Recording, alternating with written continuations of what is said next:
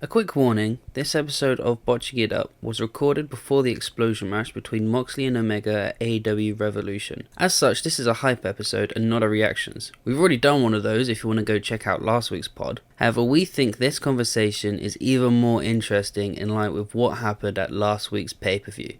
So thank you for listening. 5, 4, 3, 2, 1, 0. And now for our feature presentation.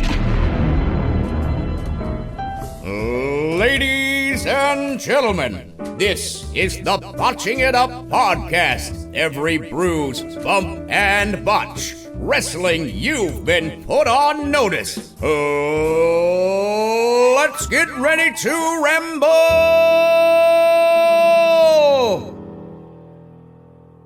If you have even a passing interest in professional wrestling, you would have heard of a barbed wire C4 exploding deathmatch.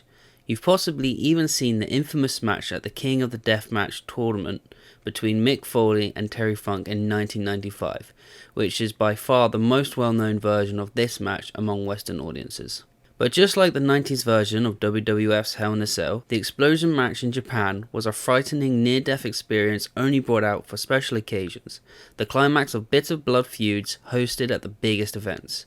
We were shocked to learn that there isn't just 3 or 4 of these awe-inspiring spectacles, but they have since become a mainstay in Japanese deathmatch wrestling. And just like the Hell in a Cell, as the years rolled by, the explosion match has been watered down to the point that some have been held at house shows in front of only a handful of people.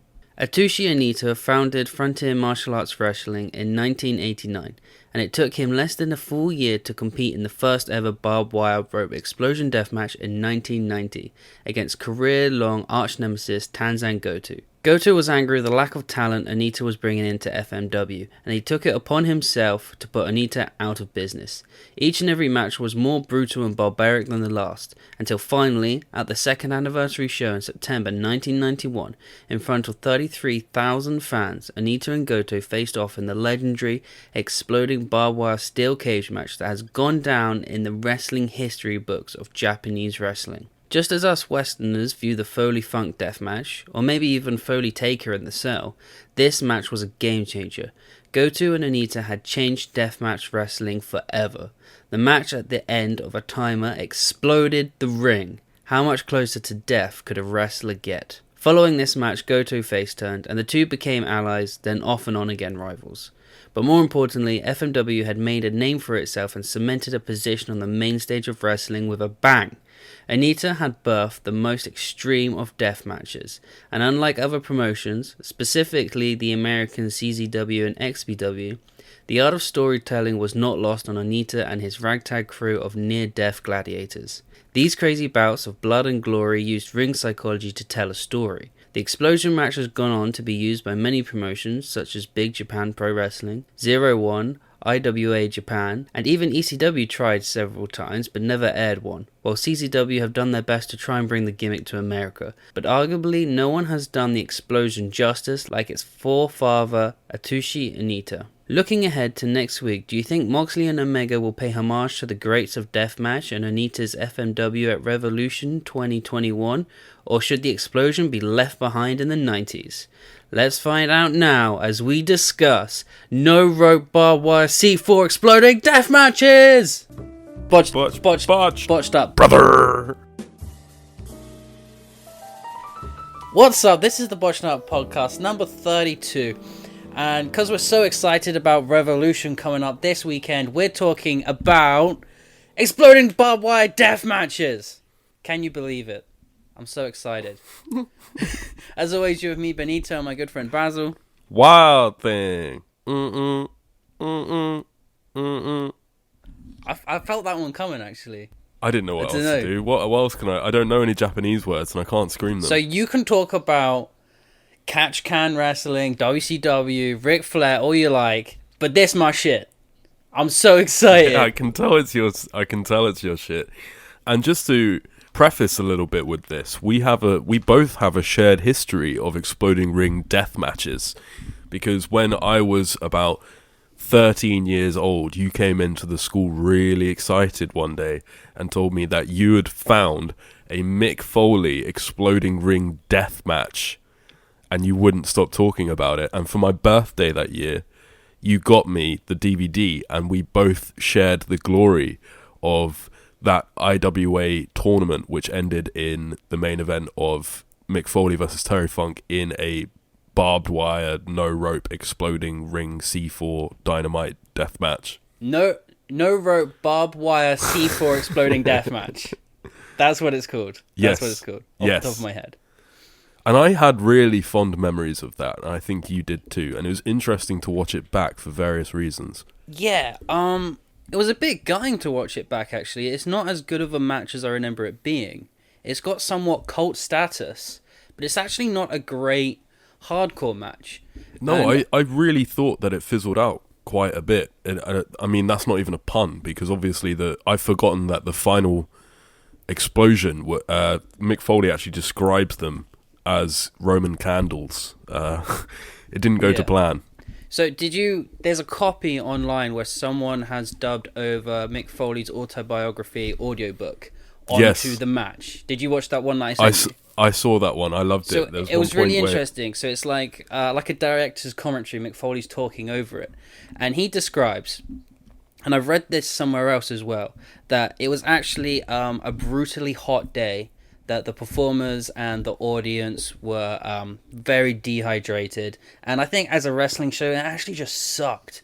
So Terry Funk and Mick Foley, by this main event, had just given it all. I mean, they come to the ring just blood-soaked, all their bandages They already looked half dead. Yeah, so, I mean, how much more can you give? These guys had 2 death matches before they had this death match on the same night, whereas the other ones we're about to talk about, they only had 1 match. They went into it fresh. Goldberg can't even do a minute and a half in Saudi Arabia because it's too hot. You got to give respect to Terry Funk and Mick Foley for even standing up at this point in the tournament. But they had barbed wire or nail matches as qualifiers in this one-day tournament going into this match. So they finally have this C4 exploding death match, but this one's different to a lot of other versions of the match in that the explosives aren't on the wires around the ring. They're on these boards that have barbed wire on them, and they explode when they land on it. Mick Foley describes that when he took it in a hip toss, and as he rolled, the explosion didn't actually really hit him. He didn't feel anything. But when Terry Funk did it, he landed just in a straight backdrop and took the full brunt of the explosion onto his back. And when he did that, Terry Funk was out for the count. And this was only a couple minutes into the match, and he was gone. And I think this is where the match sort of fell apart. And after watching a couple of hours watching Onita's matches, I think the idea of having the C4 on the tables themselves was a terrible idea. Because there's nowhere for the explosion to go other than on your body. And you can't work. Like a massive thing from watching a load of these death matches is they work the headlock, they work the sort of fear of falling into the ropes. I think all deathmatch performers must practice in their houses running and then stopping their momentum, because that's a massive thing. Yeah.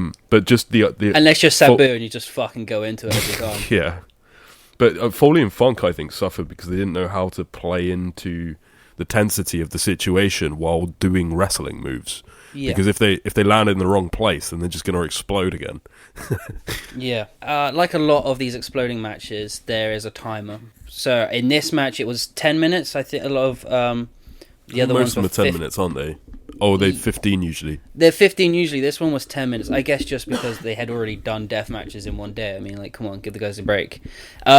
So the ring is meant to explode, and like, if you've never seen one of these matches, basically, the explosion happens on the side, around the sides of the ring, but it's such a big explosion that for the crowd, it looks like the whole ring's gone up. But in this case, I guess because IWA wasn't as big of a promotion as FMW, which we'll talk about in a minute, they couldn't afford such good pyrotechnics. So like you mentioned a minute ago, it was Roman candles. And it was so bad, the crowd started to boo. And Terry Funk is on his feet in the middle of the ring with just arms up like, what am I supposed to do, It's not my fault I didn't get murdered. Like, I'm physically trying to kill myself for you guys, okay? Like, it's not my fault if the physically killing stuff doesn't work. Yeah, he looked so pissed off. And then Mick Foley runs back into the ring. They do a few more bits, and then Funk's just on the floor, and then Foley just doesn't know how to end it, so he just grabs a ladder. I don't think it was the plan. A good thinking, though. I mean, that finish, that last elbow off the top of the ladder, to put into perspective, Foley was on top of a ladder with a comatose Terry Funk underneath him, on, I think, another exploding table, or something like that, and it just looked horrible. It looked brutal, and this is one of the things that Mick Foley mentions in the commentary, which I felt so bad for. You know, there's a point in the match where he's literally ripping parts of his arm off the barbed wire ropes. You can physically see him rip his skin off. And he said a lot of the stuff hurt way more than it sold aesthetically. So these guys are killing each other. And you can't really see that full impact on screen or in the crowd. I will say, though, that the actual explosions in this match are really impressive compared to the other ones, because it's just a board with some barbed wire on it, and when they land on that, my god, the explosion is massive. If we're going through a couple of these matches, I think you should have your own personal explosion meter. Okay, so so the boards, I would give a 9 explosions out of 10 explosions. Oh wow, you really like these. But these the actual C4 explosion, I mean, like half a TNT out of 10 TNTs, you know, dude, because that was a whimper. As a man, I have to say, you're such a fucking man, dude. What does that even mean? But you're such a bloke, dude. You fireworks, bombs, whoa, explosions. Sorry, I like a little bit of death in my wrestling. Sorry. You're a sucker for pyrotechnics. I do love a pyrotechnic. There's a bit on commentary where Mick says, his wife says, God, Mick, that's bad. Was someone smoking on the plane next to you? Do you smell something burning? And he turns around to her, he's like, yes, Colette, that's me. It's him. It's his arm. Did you know Mick Foley got paid $300 in a can of soda for this? Yeah. It's just, why would you do it? For the love of the game. That's what it is. I don't even know if this is the game. This is just two masochists that want to hurt themselves more than they want to hurt other people. So, other than the $300 that he got, he did get maybe one of the most famous portraits of him, of maybe any hardcore wrestling. Oh, this Crimson Mask was crazy. Yeah, the image of him at the top of the ladder with his arm in the air, and his face is just covered in blood, and it's just dripping off him. He looks like a barbarian that's just like ripped open an animal and just stuffed his face in it or whatever. It is barbaric, and that's the finish of the match. Like you said, the diving elbow, and he said it in the commentary that him and Terry Funk were both so out of it they were no longer talking to each other, and both of them were like murmuring because the finish had like been funked because of the explosion. So they were both trying to work out how to get to the finish, but they couldn't communicate to the other one because they were just both too shattered, I guess. So they were both doing different things and out of sync, and that's why it looked so sloppy at the end. So I think Foley had hoped when he did that diving elbow off the ladder, Funk would just lay down and take the pin, but he kicks out.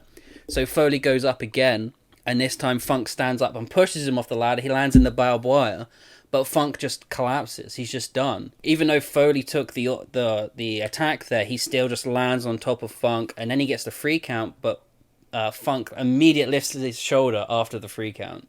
And it's a really sloppy finish.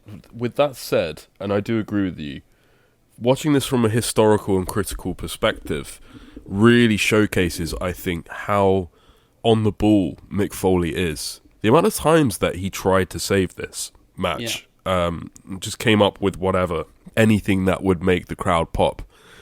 Even down to when they were opening the match, and they realized literally during the opening seconds of the match, oh shit, we can't do anything because there's exploding tables everywhere. And Mick Foley, which he's always been good at, but specifically here, really turned up the volume and like was audibly grunting and sort of playing up the vocal part of his character just to get something going, some sort of atmosphere of any kind. And Funk again is like a incredible professional. The way these two, as you said, weren't even talking to each other anymore, realized the match had gone to shit, even though it wasn't their fault, but were still taking extreme punishment to try and get something going again is pretty admirable. Yeah, it's a shame. I just think Terry Funk got really hurt within the opening couple of minutes. Yeah. And if that hadn't happened, it would have been a very different match. But it's still gone down in history as one of the most famous death matches of all time. Well, I knew that I was in for a fight when about 3 minutes in, they used a cement brick like it was a chair. And just literally, I think Foley just smashed a cement brick into Terry Funk's head. And then they just kept fighting. Still chairs with pussies. Yeah. Do you reckon Vince ever saw this match? He must have. He must have seen it. Because this is 95. This is, what, a year before he joins WWF? He probably thought it was outlaw bullshit, but I'm assuming that Vince would watch this, yeah. Right, I mean, well, this is a thing. This was a match, though, I just have to say, that turned Foley into an underground star. This is why everybody suddenly wanted him, because he was great in WCW. Coming off WCW, he wasn't really like a big market factor guy. So, talking about Cowboy Outlaw shit, I think that's what the IWA were. The FMW, which we'll get onto now, were the only kind of deathmatch wrestling happening in Japan, and then there was a few other companies that in the mid-90s tried to do the same thing because FMW was so popular. And IWA didn't last very long. I think they exist now, but they've been in and out of running shows for years. Am I correct in thinking that it was actually FMW that created this exploding ring gimmick? Yeah, it's Onita, his baby. Oh, he created the gimmick himself? Yeah, it's his thing. So, well, Onita actually created FMW as well. He was one of like the founding, one of the founders of the company. There's a few others, I think. I find this really, just not from a podcast perspective, just talking to you, I find this really fascinating that I've somehow bumped into FMW again, because I don't know whether I ever mentioned it to you, but at like 4 a.m, maybe Bravo or one of these old channels we had in the UK, they would play episodes of FMW, and I only think I caught 1 or 2 of them, and I really wish I'd have taped them, but I didn't. But I watched the normal stuff, like the non-deathmatch stuff. So it was really cool to remember a couple of those episodes from when I was like 14 and realise that it's the same company doing this crazy shit. Yeah, they seemed like quite ahead of their time. That's a pro shoe, isn't it? Yeah. Where they mix wrestling and MMA together, and the guys that do it are actual legitimate badasses, and that's where Bas Rutten comes from. Bas Rutten was doing this like hybrid, real and fake shit before he was an MMA guy. Did FMW last long, do you know? They lasted until the late 90s, and then they came back again. But like somebody bought the name, a bit like Billy Corgan buying NWA. And, Well, I got a little nugget of trivia for you. Yeah, go on. I didn't know that Onita actually created FMW, but now I know where he went. Where'd he go? Onita became a politician and actually got into Japanese government. Yeah, think about that one. Okay, yeah. And the first thing that he did was, in the post 9/11 era, went to Afghanistan and set up like a mini wrestling promotion, but they were literally fighting with like sticks in the sand as the ring, like next to chickens and stuff, just for the amusement of little Afghanistan kids. Then he finally got What? He got kicked out of his politics career after suffering a scandal with a porn star and somebody else who he was having a threesome with. Oh, classic politician shit. Yeah. Okay. Yeah. So, and then in the last couple of years, he created. This is amazing. He created Atsushi Onita's political quiz for the Nintendo DS. Political quiz. Yes, it's a quiz game for the DS. By a deathmatch wrestler. Yeah. That's fantastic. Yeah. I love it. I thought you'd like that. That's this guy, man. What the fuck? He's also one of those guys that, like Flair and stuff, that's claimed to have slept with over 20,000 women. Sure. Scott Steiner's the other one, is it right? Yeah, Or Kevin Nash, Steiner, or Flair. Yeah. I mean, is that even possible? 20,000 people. Is that possible? It's just. When I hear somebody coming out with stuff like that, apart from Flair, people like Steiner and shit, it's just their own tiny egos, isn't it? I'm just wondering how many 20,000 days is. I think somebody worked Flair's out to be like 2.5 a day. I don't know how many Flair said he did, but I put in 200,000. Hang on. it's riveting content. This. Sorry, I'll cut it out. No, it's quite funny. 20. Oh no, okay, it's doable. 20,000 days is 54.7 years.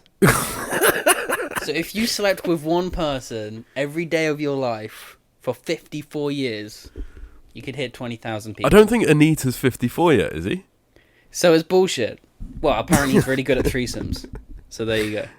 It's probably like 22 or something. Anyway, this guy in the late 80s, Onita, creates this hybrid wrestling promotion, and they're all about hardcore, which I think is a fairly new idea to Japan, well, the world, apparently. And they have these death matches, and they're huge. The second anniversary show, which we're going to talk about, the main event of this is the first ever exploding death match. So the main event of the second anniversary show, there's 35,000 people in a stadium. That was one thing that I immediately noticed between the IWA finals and the FMW stuff. The FMW stuff felt so big time in comparison. The crowds were massive, the arenas were proper. There was like little intros before the match. It felt kind of a little bit like a hardcore deathmatch WrestleMania. Yeah, I mean, it's WWE versus TNA. The IWA thing is TNA. You know, they're trying to be big. They're trying to do this massive thing. They've got Terry Funk. They've got a few other legends. They had Dan Severn defending the NWA Championship in the co-main on the card we just talked about. Whereas this one has a legitimate following of thousands of people in Japan. Yeah.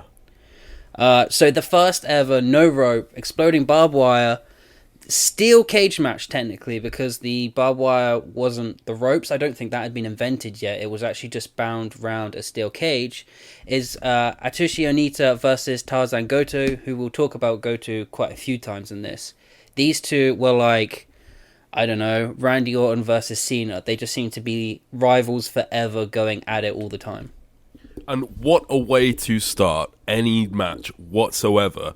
One of my favourite things to see in wrestling.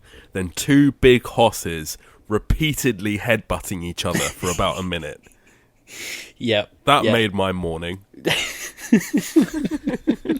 What a way to start the day. Yeah, that's literally, I woke up. Oh, mate, don't even get me started on the drains. And I've been through so many bottles of Mr. Muscle. Anyway, after that, I gave up with that bullshit. I settled down for a nice viewing of some extreme death matches. These two looked so cool, man. So they cool. Did. I wonder if that is what was the attraction to FMW in the early days. I guess you got King's Road in Japan, which is kind of their style of wrestling, which is everything feels a bit more real. But then in the 80s, American wrestling felt a bit real. It was like events were like boxing matches. So I wondered if like this felt like real guys in the street just trying to kill each other, you know? It was marketed like that, and I actually kind of believed it. Like, these guys were not walking into the ring playing the acting like we see on Western wrestling. Neither of them looked scared to be in there, or sort of were playing up a character of a kind of Miz or anything like that. They both stormed in ready, willing, and waiting to kill each other and themselves, and that really added to the effectiveness of and the tensity of this match. I think the steel cage thing was a bit mental as well. Like, this sort of barbed wire exploding ring thing is scary enough just from audience's perspective. When you then cage them, like, if something goes wrong, what are you going to do? Climb up barbed wire? Yeah, but I think that's the thing. I think at this, I didn't say this is September 23rd, 1991. So I think at this point, the idea of barbed wire ropes hadn't been invented yet. So they were just like, how are we going to barbed wire around the ring? I guess we'll just put a cage and barbed wire the cage. That's so scary, though. It is. It's crazy. It's completely metal. And then, so every time they get thrown into... There is no ropes, so every time they get thrown into the cage, it explodes on their back. Man. Obviously, we all know about Japanese crowds that, you know, they will chant and get loud, but they don't like American crowds will. But as soon as an explosion happened, the crowd just went mental. There were so many cool shots in this as well. I don't know whether you picked them up. There's one specifically where Onita is just getting up after being exploded on, and it's a camera shot through a steel cage grate that's still on fire, and you're watching Onita through the steel cage grate that's on fire stand up and like scream. And like I was like, man, this is some anime shit. Like, this is crazy stuff. Some of this stuff that I watched in preparation for this podcast, I can't actually believe happened. I'm gonna fall asleep and dream of Onita like standing up behind some of his mates on a boat. Like, what is some of this stuff, Ben? Where did you find this stuff? It's crazy stuff, but I think in Japan, what we thought of the Funk Foley match as like the greatest death match ever, it's lived in through history. I think in Japan, this match is for the Japanese fans. Like, this is the old hardcore legends that just murdered each other that night. This is the match that's gone down in history. Again, well, that's quite interesting, because I thought personally that, I mean, I guess I was watching this after seeing a couple of the others, but I thought this Onita Goto match was, I mean, it feels really stupid to say that it felt tame, but like, given what we're currently talking about, that's an impossible thing to say. But I would say that it was slightly more slow-paced and less. It felt less like actual death was about to happen. But it was the first one, so I'm not insulting it, man. Like, I'm not. I wouldn't even be the ref in these matches. I'm just saying, like, you know, it's interesting to hear that this is the one that goes down in history, because I assume that's why we love the Funk Foley one so much. It's the guys involved more than the match itself. Well, these two went on to be massive stars in Japan. I mean, they already were massive stars at this point. Onita was the ace of this company. You know, he was the Hulk Hogan, John Cena of the company. So he pretty much won every time. He won this match. I do love, out of all of the... I think I watched 3 or 4 of him doing knee-style matches. I believe you watched 2 or maybe 3. I love how... I watched a couple. All of the matches I watched, apart from the Foley Funk, had Onita in them, just because I found him really charismatic, and I just wanted to watch more of him specifically. And I love every time that the ring goes to explode, he jumps on top of the ref, like he's trying to defend the ref. Yeah, I love it. Which I love in these early matches. I think they dropped it after a while. The fact that the ref is basically wearing full knight armor. Yes. So the ref in this one wasn't, but the ref in the 92 match, which we'll get onto in a second. Yeah, you're right. He's wearing like full samurai chain link armor, which is fantastic. But I mean, as well as being a cool visual, it makes it feel more immersive, and because you're watching this ref who was obviously not like a big bad hoss, just trying to do the match and survive, wearing chainmail, you know. Yeah. and then you see Onita come in with half of a broken t-shirt, be like, yeah, let's get it on. But it just jeans. Yeah, and it just makes you. It's such a good idea from a booking perspective, because it just makes these guys look like invincible Godzilla King Kong monsters.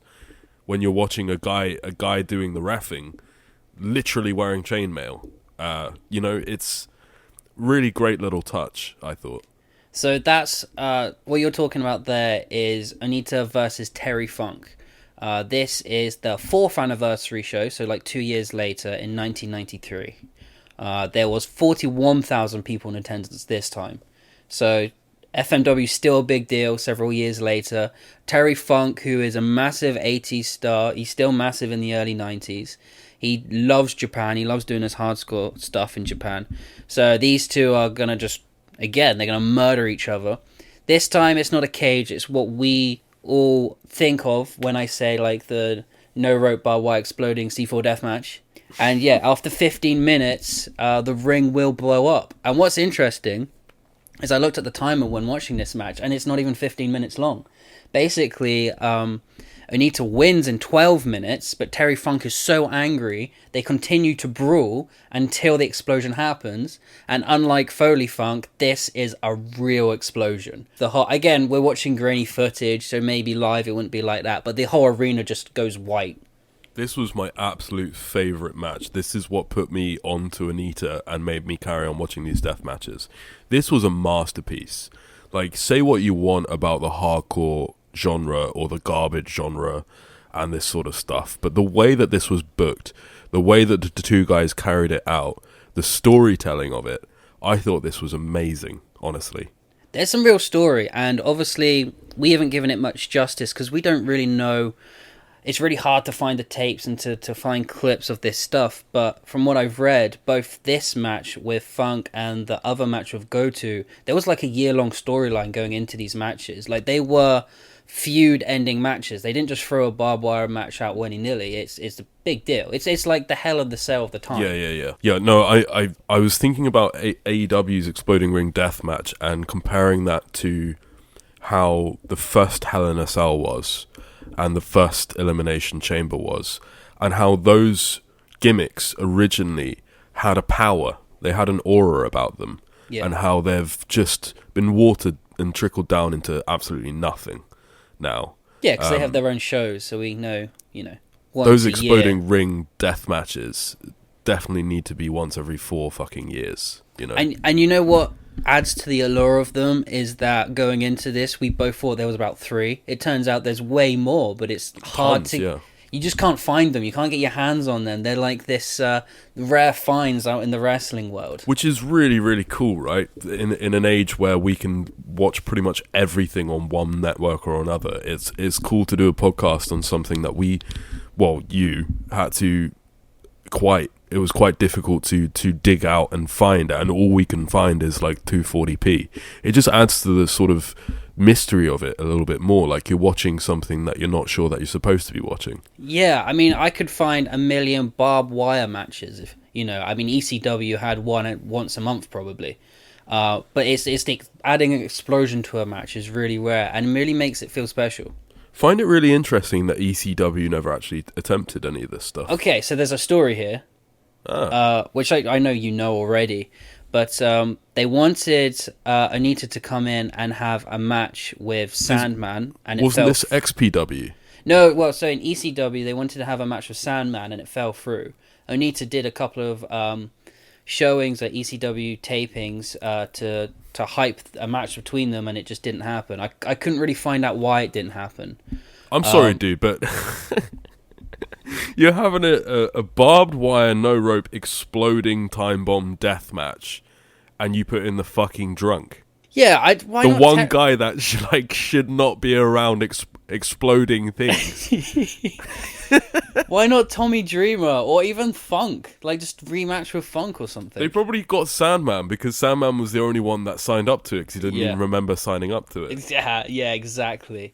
I read somewhere, but this might be utter bullshit because I read it on one website, that they actually had the match, but it was so damn awful that they just never put it out there into the world. You were telling me this. So it's probably just buried somewhere deep in Heyman's mum's basement.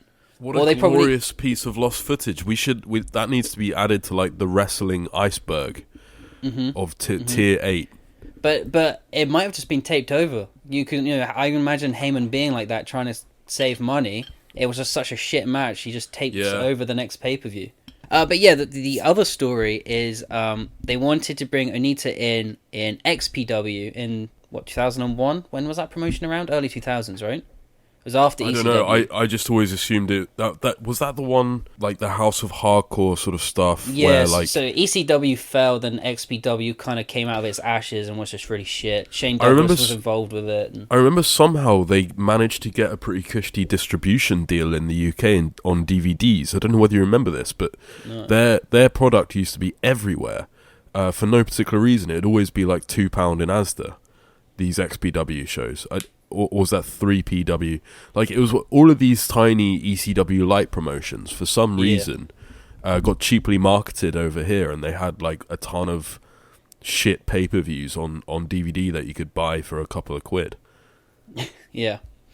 So the story goes that we both read is that they wanted Onita to come over and do one of the exploding death matches with Sabu for 3PW or XPW, sorry. The promoter at the time that was like a piece of shit porn promoter turned wrestling promoter got arrested. Oh, no, not in the wrestling business. Are you serious? Sorry to disappoint, but it's not all innocent. And you didn't go ahead, which is unfortunate.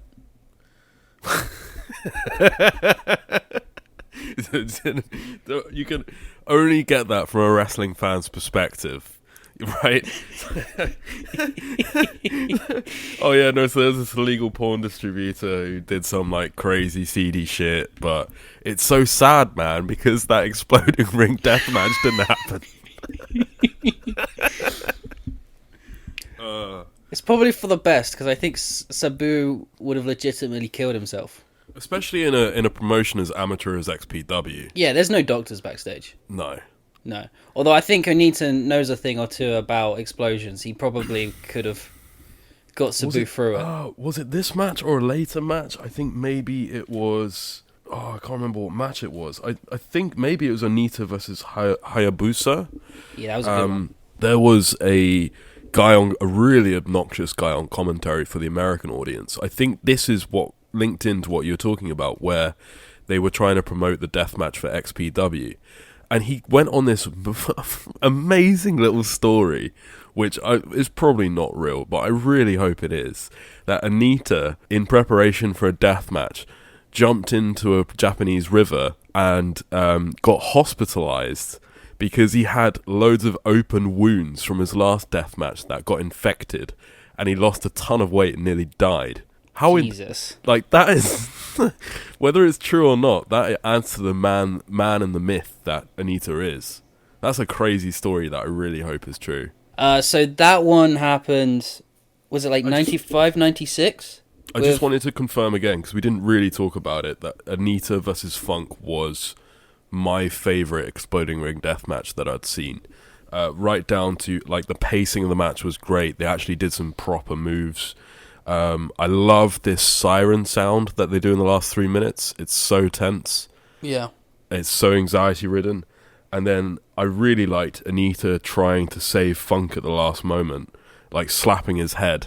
And just the visuals. Oh, well, Onita leaves the ring because it's about to explode, and he goes back for Funk to try and get him out of the ring. That. He can't get him out quick enough, so instead he just dumps his body on top of Funk. What a babyface. It's fantastic, and that's what I was saying, that he does the same thing with the refs. He dunks his body on top of the refs to protect them from the explosion. It's such a simple babyface move. What I specifically loved about this match was the visuals for the last 5 minutes. Onita's got a piece of barbed wire around his neck, and instead of just throwing it away, he just keeps it there. That man wrestles and jumps on Funk during an explosion for a total of 5 minutes, just wrestling with a piece of barbed wire around his neck. Just think about that one for a second. This guy is crazy, man. Oh yeah, he's crazy, for sure. He also got into politics. but he loves it for whatever reason. So the one versus Hayabusa we discussed already. That was meant to be his retirement match. This Onita guy seems to have retired as many times as Ric Flair. Yeah, so he's a proper wrestler, basically. Yeah, he's a real old school wrestler. That's what they do. I liked the Hayabusa match. I really liked Hayabusa's look, and I thought, again, in comparison to the stuff like the Goto match, it seems like when Onita, or maybe because the Goto match was earlier in time, but it seems like when Onita's got an opponent that he can really sort of go with and gel with, the whole thing just comes alive. And I've noticed it's kind of all about those opening moments when they go into a headlock and try and make it feel like a big deal, or if Funk's like tripping near the barbed wire explosion 3 to 4 times and adding to the tension. I think a lot of it, like Onita obviously knows what he's doing, but a lot of what goes into these matches being good has got more to do with Onita's opponent than Onita himself. I think in these early matches, and I think it's what we're going to get with Moxley and Omega, there's a lot of story going into it, as well as it being cool to see the explosions. It's still like a proper wrestling match. I think it's in good hands with Moxley and Omega. Yeah. Before we get onto those two, I did want to discuss the double hell match with you. Yeah. Not the one you're thinking of. Oh. We'll get to that in a second. But I just wanted to quickly go over the evolution of the exploding death match. I guess they got bored of wiring up all of the ring, so they started doing these double hell matches in which two sides of the ring were barbed wire explosive death matches, and the other two had no ropes, but then just a barbed wire netting outside the ring that people could fall onto.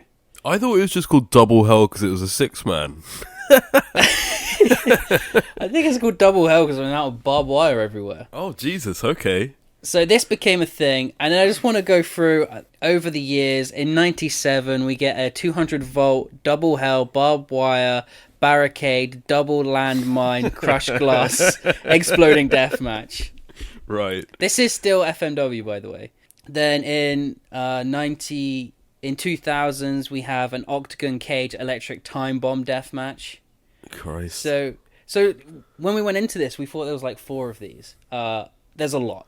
So this was basically an FMW tradition. Yeah, but as we've seen with IWA, a lot of other Japanese companies were doing them. But yeah, it seems like the main event of the anniversary show for FMW was always some sort of explosion match. It was like if WWF had a Hell in a Cell match every Mania. But like actually booked people to a level where it looked like they actually wanted to kill each other. Yeah.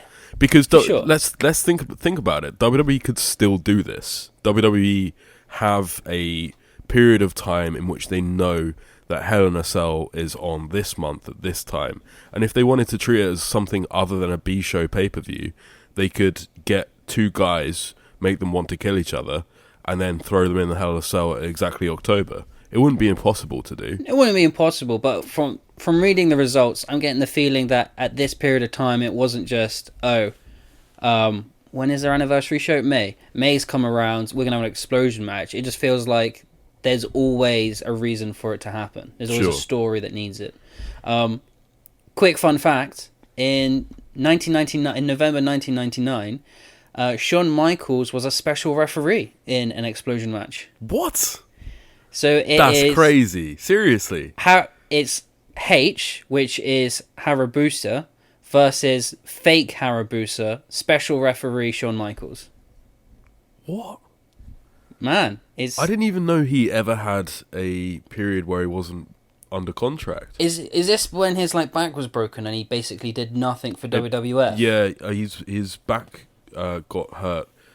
So did he just go around the Indies just doing some fun shit? Well, no, as far as I'm aware, his back got hurt at the 98 Rumble, and then he was out on his sofa, as he said himself, taking 120 pain pills a day until 2002. So I had no idea about this. Let me see if I can quickly find anything. Oh, yeah. Michaels made a special appearance for FMW 10th anniversary show. It's because FMW and ECW were connected. So when WWF bought ECW out, they had that connection with FMW and they shared a few talents back and forth.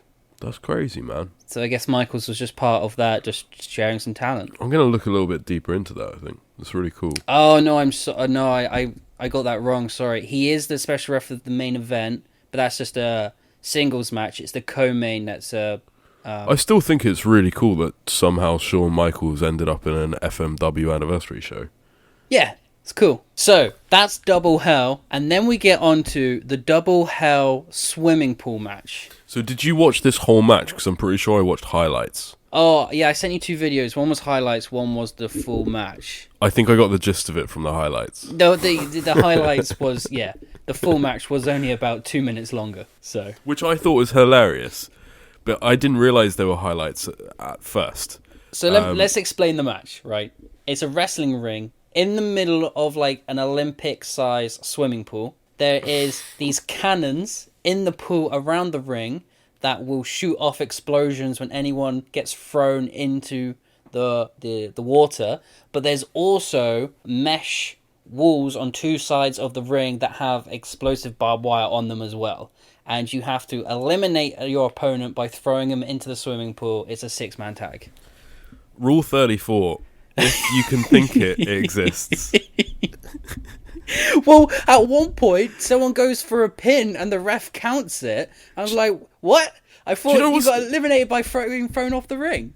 There's so many batshit moments in this match. So you're telling... I think you have to get pinned first, and then you're eligible to be thrown off the ring. Oh, into dude, the I water. was going to mention this earlier. I had no idea what the rules were for some of these matches. I think it was either the Goto match or the Hayabusa match. They just pin each other all the time. What's going on? I just genuinely didn't know. I can't remember which one it was, but I think Goto gives him 2 pile drivers and pins him twice, and then Onita gets up and pins him twice after 2 pile drivers. Yes. So this is early deathmatch. So a Mexican last standing match, which I watched in a few ECW tapes, is that you have to pin your opponent, and then they have to stay down for the count of 10. So I think early Japanese death matches were the same. I had no idea what was going on. I thought, like... I originally thought, like, oh, if he pins him and he counts to 10, then the ring explodes. Why is the guy not getting out? Like, that's what I assume was going on. Oh, and then there is a Mexican standoff match in which you have to pin your opponent outside of the ring, and then you have to run back to the ring, and then your opponent has to the count of 10 to also get back to the ring. I have never met a deathmatch historian before talking to you. Well, it's just the old ECWs.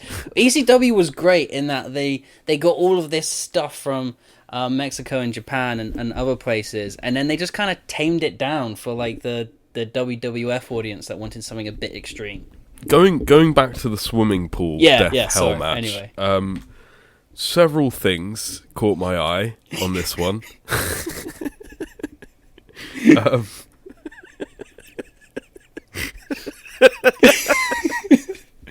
I would say if anyone listening wants to watch an explosion death match, this is the one to go check out. If you just type in FMW explosion pool death match, you'll find like several streams of it. On the highlights YouTube are enough, honestly. Yeah, and I tried to look up the actual show, and I found like some details of the DVD of it, but I can't. I think this was just a house show. I think at this point they were just like, "Fuck it, we'll just do it." It's not important. I was going to say to you, what I was originally going to say was the highlights were about 5 minutes. You said the actual match was about 2 minutes longer, right? Yeah. So like you set up C4 and Dynamite on a ring that you've set up in the middle of a pool with cannons going around the ring, and you do it for about 7 minutes and then go home. Yeah. Think how long it probably took them to set up that arena. I know, right? That's what I'm saying. Yeah. There was a bit in this. I have to talk about this first off. I'm not sure whether it's Mr. Pogo. Onita has got blood all over his shirt and his stomach. There's several people. There's 6 men in this match. There's several people like pretending to beat each other up, and then the camera just does a close-up of, I assume, Mr. Pogo with a fucking scythe pretending to stab Onita in the stomach. Yeah. Over and over and over again. I'm like, okay, so we're now actually getting to a point where this is a snuff video, and that's where Ben's got me to. and then after stabbing him repeatedly, Onita just gets up and throws him in the fucking water. I just thought that was so funny. Because I guess they got to get the timings. They've only got 7 minutes to do this. Gotta get it done. Another thing I found interesting, there was one really cool spot. What does JR say? You don't get paid by the minute. Yeah. There was one really cool spot where one guy, I couldn't believe it, jumped over the barbed wire into another guy, into the water, into an explosion. Like that. That was crazy shit, man. That was crazy. I just love when they went into the water, like just the whole thing explodes in the water. It's just fantastic. But you know that meme where Leonardo DiCaprio is sitting on his sofa holding his beer, like pointing at the screen, looking like, oh, I know that. I had this so many times in this match. The biggest one was when, like, just as it was about to end, I was like, holy shit, that's Mike Awesome. Yeah. Mike Awesome was in this match. Yeah. What? So So you say like this one is a bit of a snuff film. You like how I kind of eased you into it with the Terry Funk matches. Yes, I Then totally noticed that. By the way, you can't get away with it. You sent me. No, you genuinely did. You did this exact thing, right? So you started with Foley and Funk, and he's like, "Oh yeah, Foley and Funk, you know that one." Yeah. And then you fairly tame and by then you sent comparison me- as well. Then you sent me Funk Anita, and you're like, "Oh, Funk's still here." Yeah. And then we just went full Anita, and then you just got worse and worse and worse until I'm watching a man being murdered with a fucking scythe in a swimming pool. And at that point, it was just too much deathmatch. We'd strain off path a little bit. Well, apparently there's loads of varieties. I couldn't believe that there was a female version in like 1993 or something. Yeah, something like that. Crazy. Round about then, yeah. Same company. And then, so we wanted to discuss Moxley Omega, and that this is like the first ever exploding death match on US television. But I found a couple of examples, not full matches, I couldn't find full matches, of a couple of US indie shows. Mainly CZW, I saw highlights of 2 matches in CZW. I would have assumed if anybody done it, it would have been CCW. Like, you would have assumed ECW, but we already went there. Yeah, but what I mean is like CZW is they take anything and deathmatch it. Like I'm pretty sure they had like a piranha match. Yeah, CZW to me isn't even deathmatch. It's that garbage wrestling where it's just messy and disgusting. I can't say I've ever really even watched a full match. Anyway, so these clips that I've seen, much better quality camera work, and the explosions actually look scary. I was reacting how the fans were reacting in all that early 90s stuff, and I wondered whether it was the quality of the camera work that to us it feels like we're just watching a B movie. Like this is just stunt performers and explosions, and it's a movie. It's like, wow, that looks cool. But when it looks more realistic, it's actually quite fucked up. This is the one factor that as I was watching these matches, I was thinking about. Like I mentioned it earlier, but there's no way that I can get the full impact from these YouTube videos, and I think that to me is the most interesting thing going into this deathmatch with Mox and Kenny, because obviously AEW's got a massive budget. Like, is this gonna stop being? Because I have to admit, like, a lot of the death matches I watched that you sent me, they had moments of real tenseness, especially when the sirens were going off and things like that. But it was still so sort of over the top that it was fun. Yeah. Is there a point where you've got a giant budget and an HD camera and you're doing some of this stuff and it becomes like horribly grotesque? It becomes too real. And Yeah. I think that's always why I've not really liked CZW, because their proper death matches are too real. They, like we discussed, light tubes. They use light tubes and nails and all this stuff, and it's like people are actually being mutilated. Like this isn't fun. I've always avoided the name Necro Butcher. If I see him in anything, I don't go there, because I know what he represents, and it's not stuff I want to watch. Yeah, there's a fine line. Like, hardcore wrestling is fun up until a point where it's like, that's going to scar that person forever. But, I mean, just like anything else, there is a serious side to this where, you know, it whatever you're interested in, there will be a market for something darker. Yeah. Wrestling's a prime example. Yeah. There will be stuff on wrestling that we don't want to see as wrestling fans that will exist because there's a portion of the market that wants it.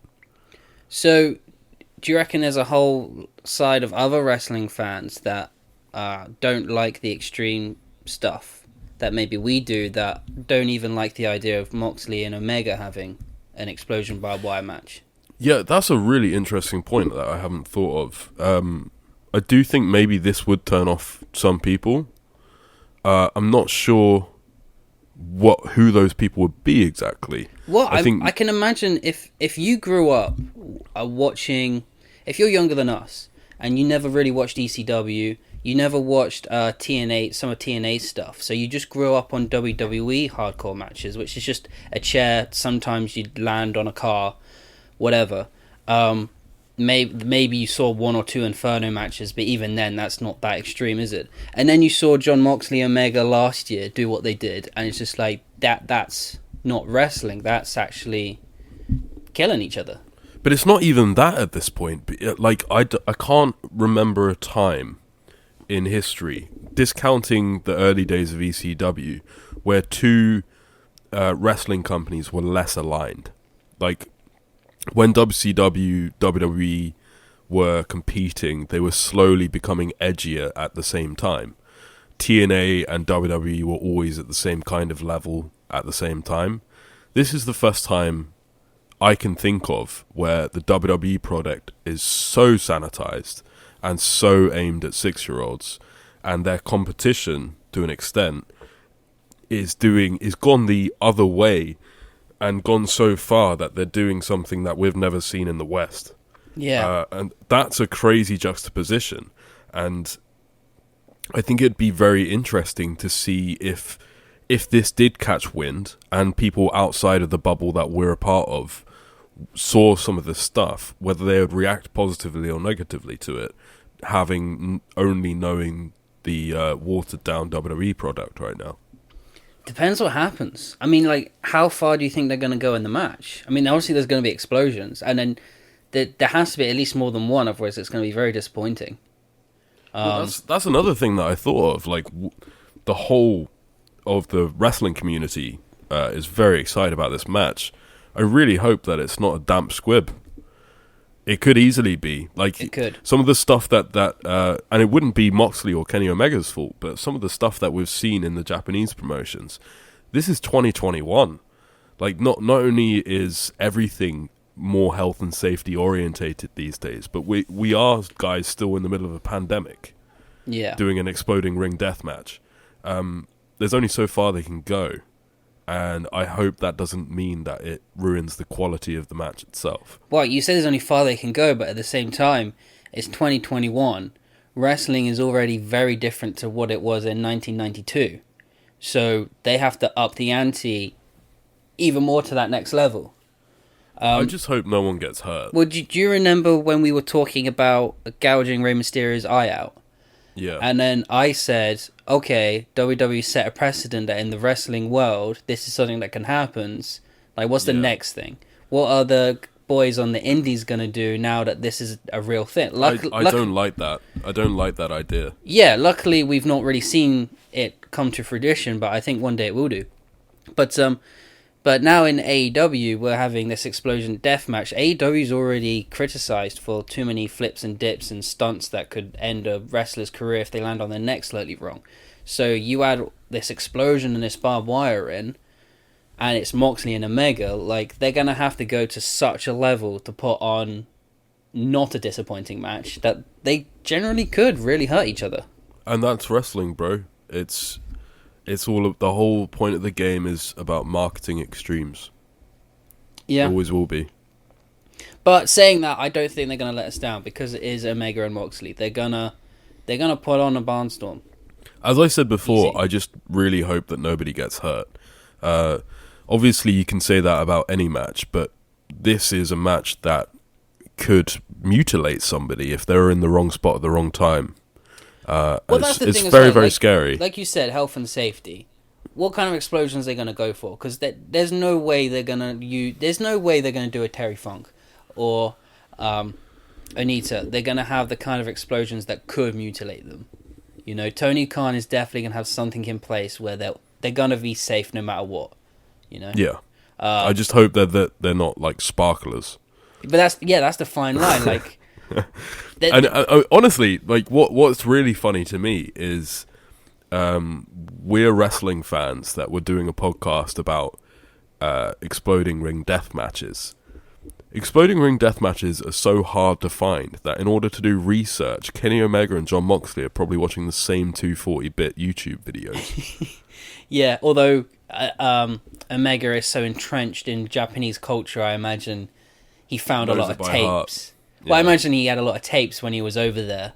And, well, I hope he's passed it on to Mox, his mortal enemy, so he can watch some tapes too. But this is the thing, a lot of people forget that Moxley is a deathmatch wrestler.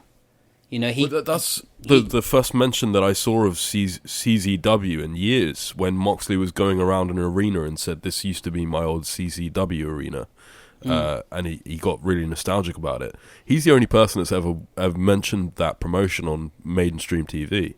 Yeah. How have they become so famous, really? Because, like you said, not many people really mention them, but I think every wrestling fan knows what CZW is. I think it's just because they went too far most of the time, and there was a period of time where a lot of wrestling products weren't really going anywhere near that ECW level, whereas CZW were getting to a point that was unsavory. Yeah, they pushed it past ECW level. Yeah. They're the ones that... Have you seen those clips of someone diving off the top of a building to a ring outside? Yeah. That's them. That's them.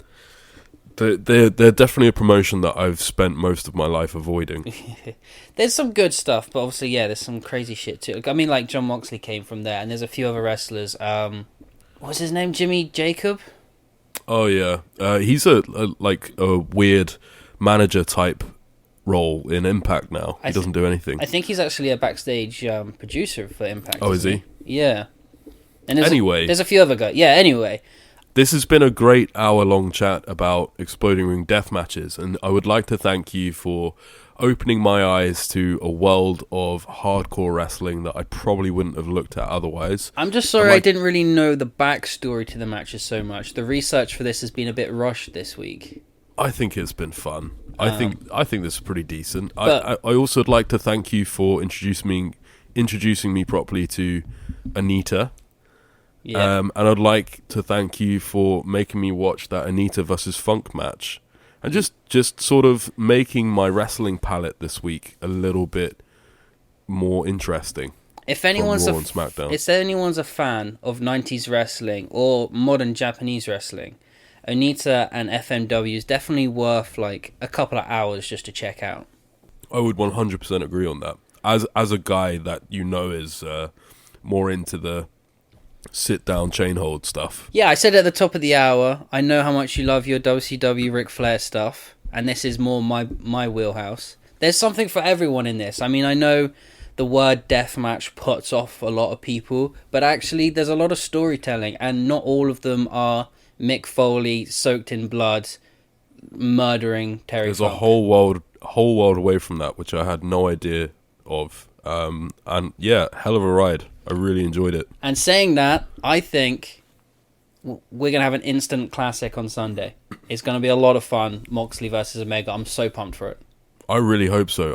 I'm actually thinking about going back and finding that Lights Out match and having a watch of that before I watch the pay-per-view.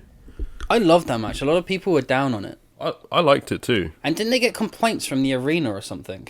Oh yeah, they got fined. Yeah. Was it the arena or was it just... I know, I think it was just it was like... the county. Yeah. It was the... State Athletic Commission. The state, yeah. Well, like, you can't do that. And then they were like, well, this is wrestling. You don't really have any grounds. And then the arena was like, okay, yeah, we're going to fine you. And now they can't go back to that town. They can't run a show in that town, at least for a little while, a couple of years or something. Crazy, isn't it? Well, it's a good time to not be able to run a show in a town while you're in the pandemic.